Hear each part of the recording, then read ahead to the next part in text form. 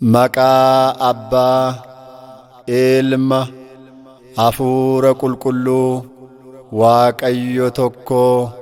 Ameen.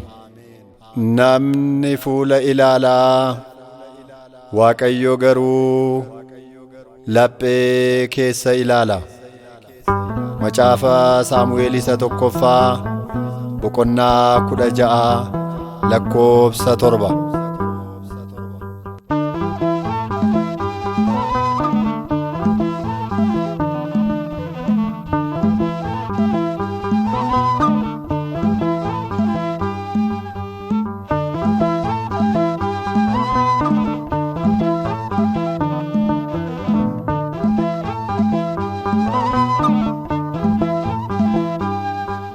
Yaa Waaqayyo, namni fuula kaalaalu, Waaqa dhugaa kan laphee namaa laalu.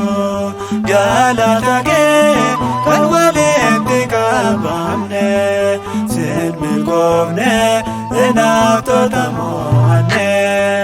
Yaa Waaqayyo, namni fuula kaalaalu, Waaqa dhugaa kan laphee namaa laalu. Galata kee kan walitti qabamne, sin milkoofne hinaaftota mo'anne.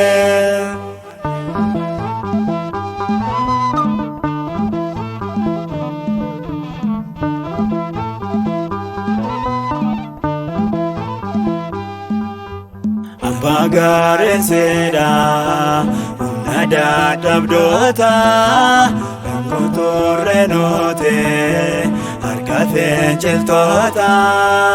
Eenyumtuu nun beeko nu irraanfataani, nu dhaabee kakuun kee kuufee yaadni isaanii. Yaa Waaqayyo, namni fuula kaalaalu, Waaqa dhugaa kan laphee namaa laalu. Galata kee kan walitti qabamne, sin milkoofne hinaaftota mo'anne.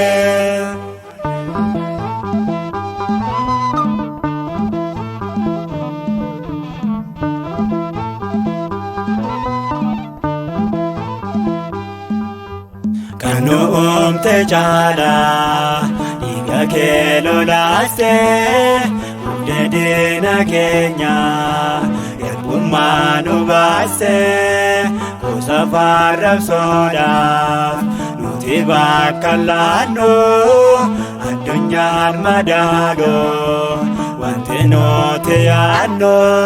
Yaa Waaqayyo, namni fuula kaalaalu, Waaqa dhugaa kan laphee namaa laalu.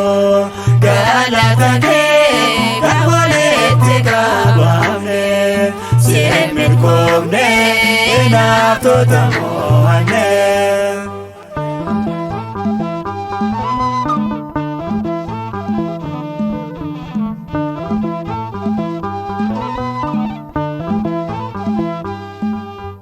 Duutiif reebamuune sin gargaar nun baasu, taasumaan sodaannu warra foon ajjeesu. Afaan ati uumteen dubbachuun sodaannu, nuti yaada yeeyyee dhaga'uun barbaannu. Yaa Waaqayyo, namni fuula kaalaalu, Waaqa dhugaa kan laphee namaa laalu. Galata kee kan walitti qabamne, sin milkoofne hinaaftota mo'anne.